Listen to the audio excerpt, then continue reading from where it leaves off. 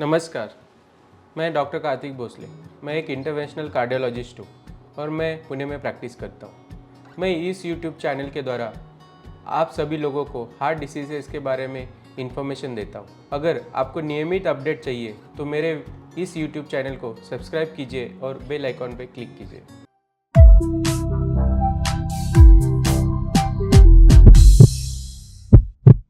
The impact of social media on cardiovascular health. Social media का हमारे heart diseases के ऊपर क्या परिणाम है। आजकल आप सबको पता ही है कि एक सोशल मीडिया हमारे लाइफ का एक पार्ट बन गया है जिसको हम आइसोलेट नहीं कर सकते। सोशल मीडिया के वजह से बहुत सारे हमारे बेनिफिट्स हुए हैं, जैसे स्पेशली फॉर द कनेक्शंस, जैसे कि फ्रेंड्स को, फैमिली को या अपने कलीग्स को हम बहुत अच्छे से कनेक्ट कर पाते हैं और बहुत जल्दी से कनेक्ट कर पाते हैं। इसके वजह से हमारे बहुत सारे काम जो है वो जल्दी हो जाते हैं और हमारा नेटवर्क सिस्टम भी स्ट्रांग हो जाता है। बट ये बिना हार्म का भी नहीं है। जो भी कोई चीज़ को हार्मफुल होने में देर नहीं लगती अगर हम उस चीज़ को लिमिट से ज़्यादा यूज़ करें।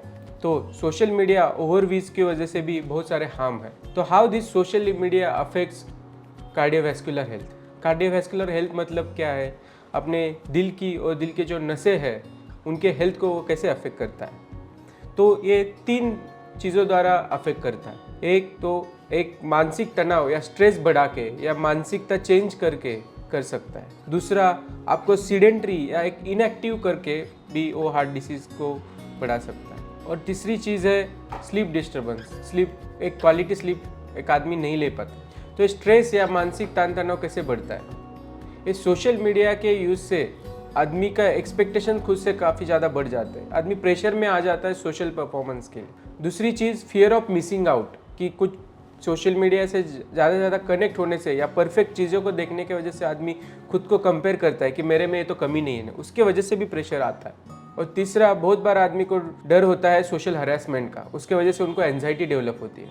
इन सब चीज़ों के वजह से अपने बॉडी में स्ट्रेस हार्मोन की लेवल्स बढ़ जाती है और ये स्ट्रेस हार्मोन अपने दिल को पंपिंग कैपेसिटी या हार्ट का पंपिंग बढ़ाते हैं, हार्ट का रेट बढ़ाते हैं और ब्लड प्रेशर भी बढ़ाते हैं और ओवरऑल ये हार्ट पे स्ट्रेस कर दे देते हैं और उसके वजह से लॉन्ग टर्म में हार्ट डिसीजेस डेवलप हो सकती है। ये ही नहीं तो आदमी एक एंजाइटी और डिप्रेशन का भी शिकार बनता है, क्योंकि खुद का इतने ज़्यादा एक्सपेक्टेशन करना या खुद को फेलियर समझना, ये भी चीज़ उस आदमी में पैदा होती है।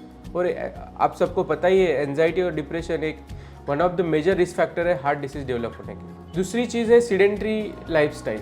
सोशल मीडिया के यूज़ की वजह से बहुत सारे लोग सीडेंट्री हो गए, normal day to day activities भी कम हो गई और ये सीडेंट्री होने की वजह से वेट गेन होना, कोलेस्ट्रॉल की लेवल बढ़ना, हाई ब्लड प्रेशर होना, हाई कोलेस्ट्रॉल होना, ये सब सारे चीज़ें हो जाती है और ये सब चीज़ें हार्ट पे असर करती है और हार्ट डिसीज़ को बढ़ा देती है। तीसरी चीज़ है स्लीप डिस्टर्बेंसेस। कॉन्स्टेंटली स्क्रीन के सामने होना या मोबाइल के सामने होना या लैपटॉप के सामने होना, इसके वजह से आपके आँखों में एक स्ट्रेन डेवलप होता है और उसके वजह से ड्रीम्स ज़्यादा आना और स्लीप की क्वालिटी डिस्टर्ब होना, ये सब चीज़ें हो जाती है।